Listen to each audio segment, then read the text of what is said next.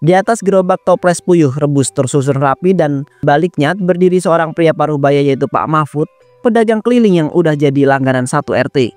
Ayo Bu, baru matang semua ini pakai garam sedikit, yang ini biasa. Kalau yang mau pedas saya itu bawakan sambal dari rumah, tapi dikit aja ya, pedesnya ngagetin.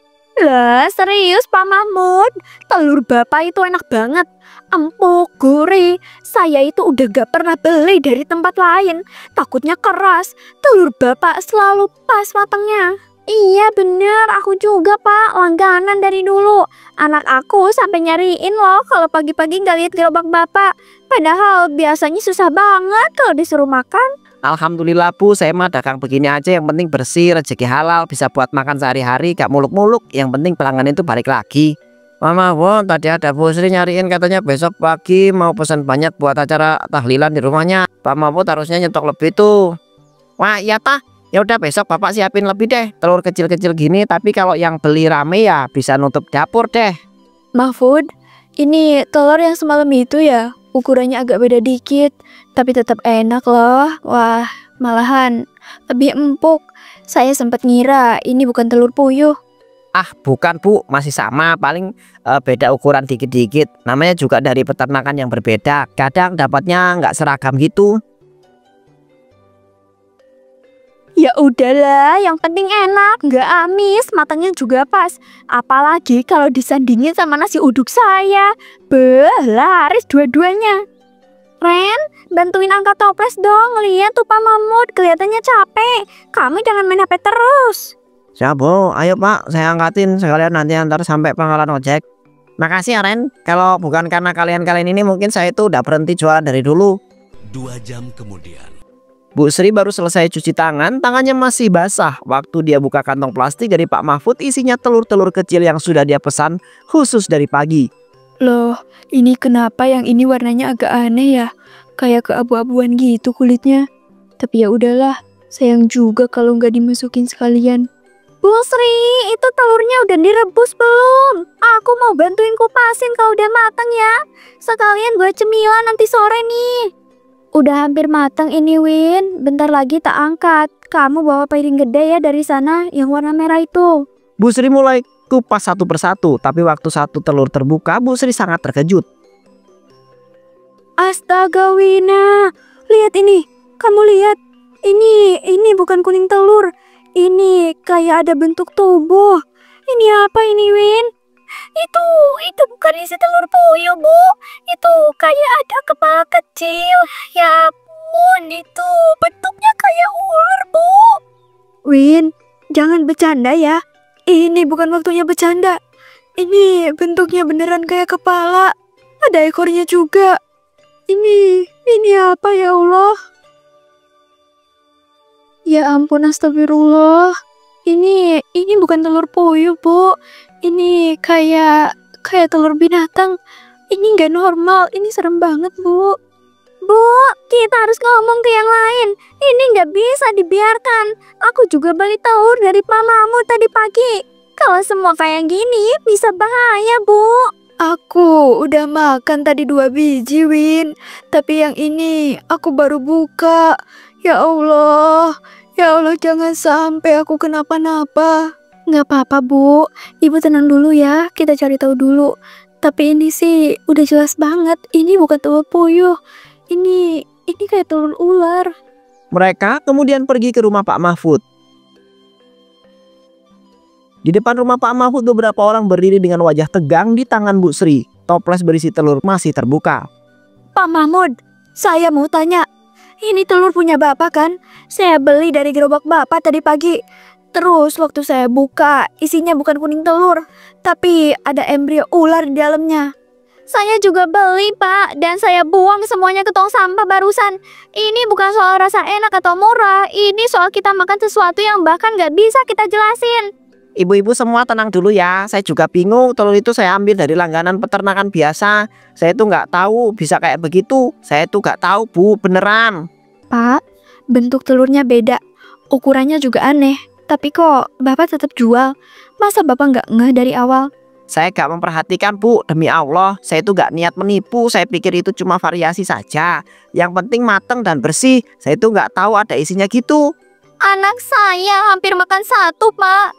Kalau saya nggak perhatiin teksturnya, mungkin saya nggak bakal tahu itu aneh. Saya beneran takut. Di sisi lain Randy memperhatikan dan teringat tentang sesuatu. Apa jangan-jangan yang aku lihat sore itu, yang aku kira cuma bapak numpang pipis di kebun salak, sebenarnya bukan itu. Tapi dia bawa kantong putih gede waktu keluar dan jalannya terburu-buru. Apa bisa jadi itu telur? Tapi buat apa bapak ngambil dari situ? Masa iya?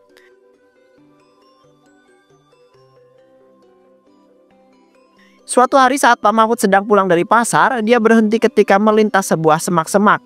Di sana dia melihat kumpulan telur mirip telur puyuh. Ini telur banyak banget ya. Kok rapi gini bentuknya? Kayak ditaruh di sini emang sengaja. Tapi bukan telur ayam, bukan juga puyuh. Apa ini bisa dimakan ya? Bentuknya mirip banget sama puyuh sih. Beda tipis doang. Ukurannya tuh pas, bahkan lebih besar dikit dari puyuh yang biasanya yang saya jual. Bisa banget dibilang ini telur jumbo ke para pelanggan. Tapi ini bukan dari peternak. Saya juga gak tahu ini telur apa. Kalau sampai ada yang makan dan kenapa-kenapa bisa bahaya. Pak Mahfud akhirnya mengambil satu telur itu untuk dibawa pulang. Besok aku balik coba rebus satu dulu lah di rumah. Lihat hasilnya, kalau aman ya bisalah dicampur toh. Gak tiap hari, gak semua juga. Dagang itu kan soal akal ya. Kalau semua jujur-jujuran, yang curang duluan malah kayak duluan deh. Aku tandain aja dulu tempat ini. Besok aku bawa karung, tapi harus buru-buru, jangan sampai ada yang lihat. 2 jam kemudian. Sesamanya di rumah Pak Mahfud lalu mencoba merebus telur yang diambil tadi. Ini lumayan bagus sih rebusan telurnya. Sama kayak telur puyuh, cuman beda aja ukurannya. Atau emang ini beneran telur puyuh ya? Kalau ini beneran telur puyuh mah diambil aja, lumayan loh, bisa ngurangin modal jualan.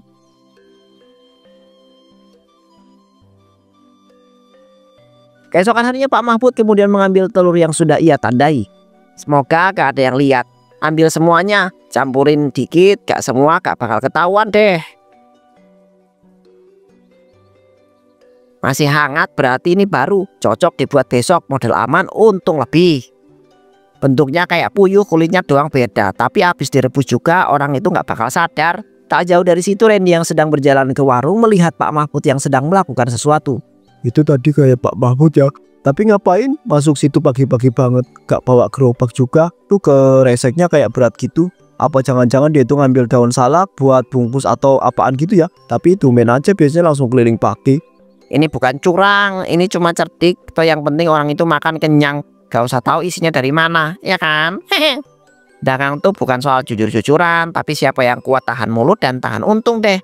Langkah Pak Mahfud keluar dari kebun kecil itu pelan-pelan.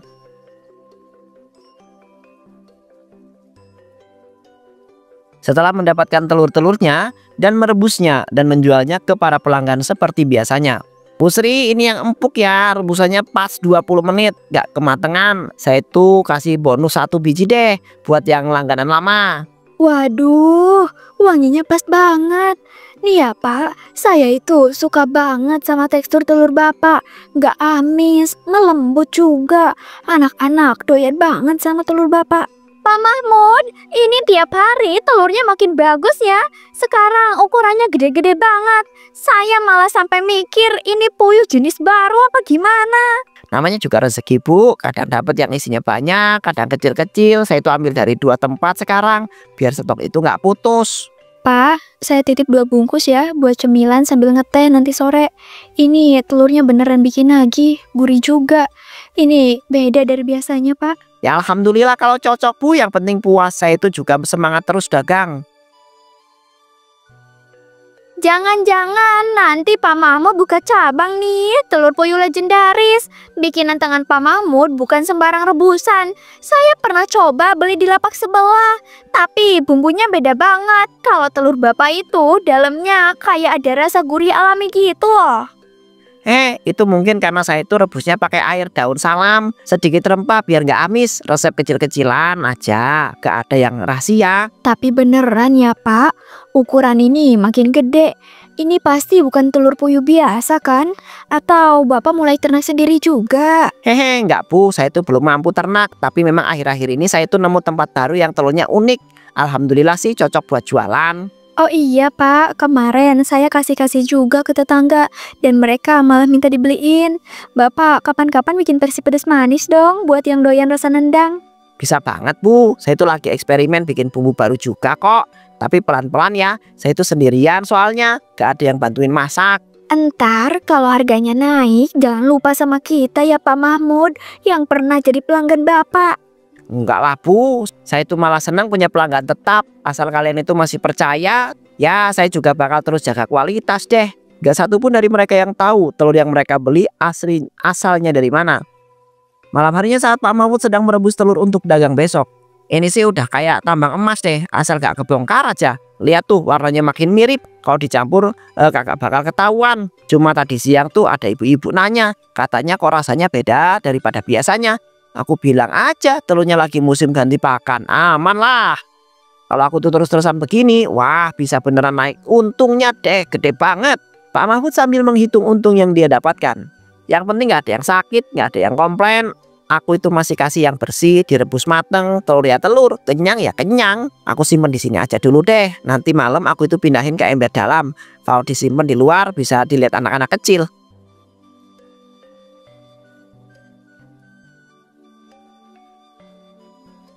Bu Sri semakin marah dan curiga kepada Pak Mahfud. Namun Pak Mahfud terus saja mengelak. Ini Pak, saya nggak minta ganti rugi.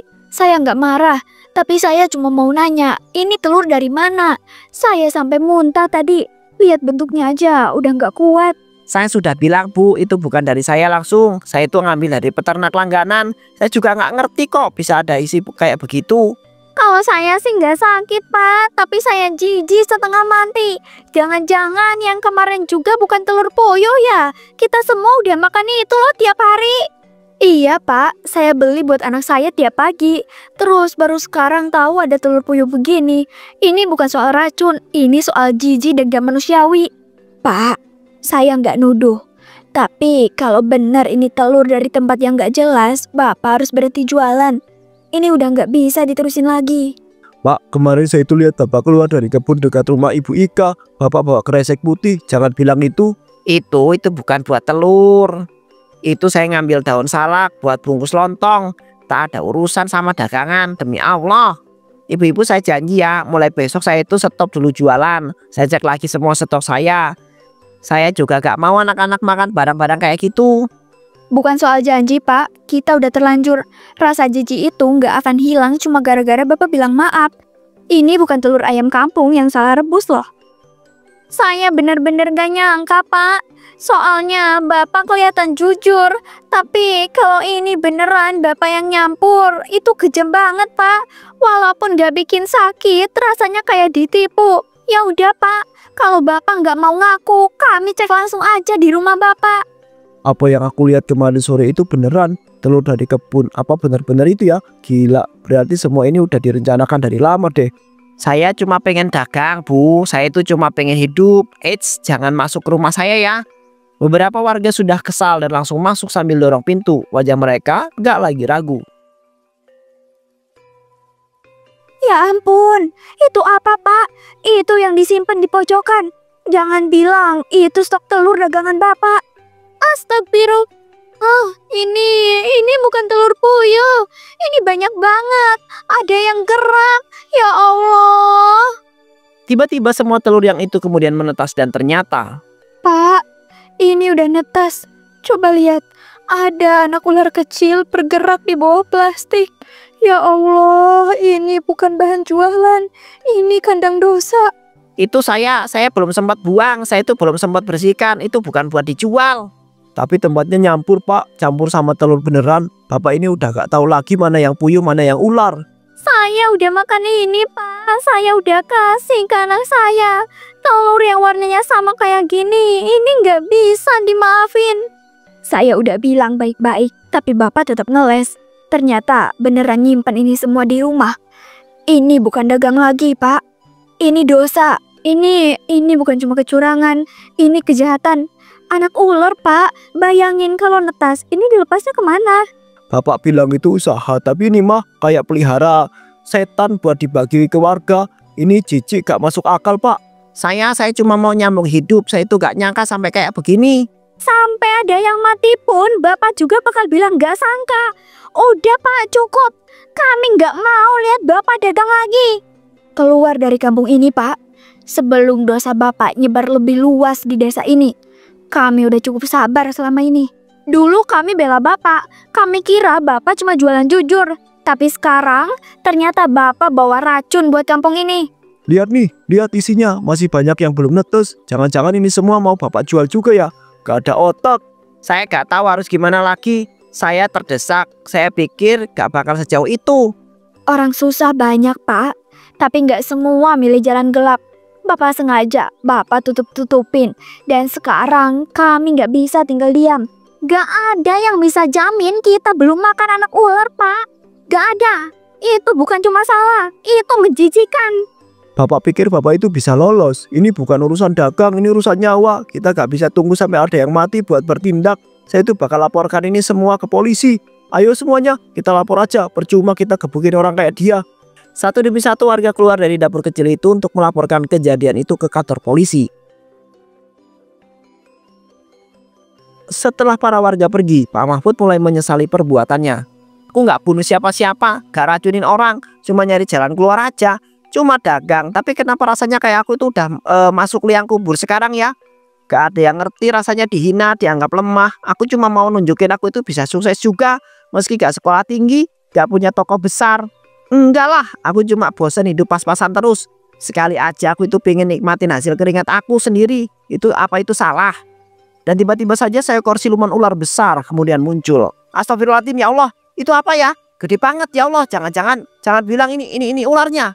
Kau tadi minta mencuri, tapi kau ambil yang bukan milikmu. Kau beri pada manusia dan beri kepada anak-anak. Mundur, jangan dek, jangan deket-deket. Aku balikin telurnya, aku balikin semua, asal jangan gigit aku, jangan gigit. Itu bukan telur sembarangan manusia tamak. Itu adalah telur anak-anak kaumku. Kau ambil tanpa izin, kau belah, kau bumbui, lalu kau jual. Seperti makanan pasar murah. Aku nyesel, sumpah aku menyesal. Aku itu gak akan jualan lagi. Aku gak akan sentuh satupun Aku tuh gak akan sentuh satupun telur-telur aneh itu. Tolong kasih aku kesempatan. Tak satu pun dari kaum kami yang membiarkan manusia mencuri anak-anaknya, lalu memberi mereka pada manusia lain untuk dikunyah. Kau telah melanggar batas. Aku cuma butuh uang, aku beneran butuh waktu. Itu aku gak mikir panjang, aku pikir aku itu bisa bohongi orang, tapi gak menyakitin siapa-siapa. Bohong adalah racun manusia tamak. Kau pikir kau bisa hidup dari hasil yang dicuri? Kau pikir nyawa anak-anakku bisa ditukar dengan uang lembar lusuh? Aku salah, aku tahu, aku itu menyesal. Aku itu benar-benar menyesal. Tapi tolong jangan kutuk aku, ambil uangku, ambil semuanya, tapi jangan ambil tubuhku. Kau telah merubah bentuk anak-anakku menjadi lauk. Dan mulai malam ini, tubuhmu juga akan berubah. Kau akan tahu rasanya hidup sebagai yang diburu dan dibenci. Ular itu lalu kemudian mengutuk Pak Mahfud menjadi ular, dan sejak saat itu Pak Mahfud hidup menjadi seekor ular.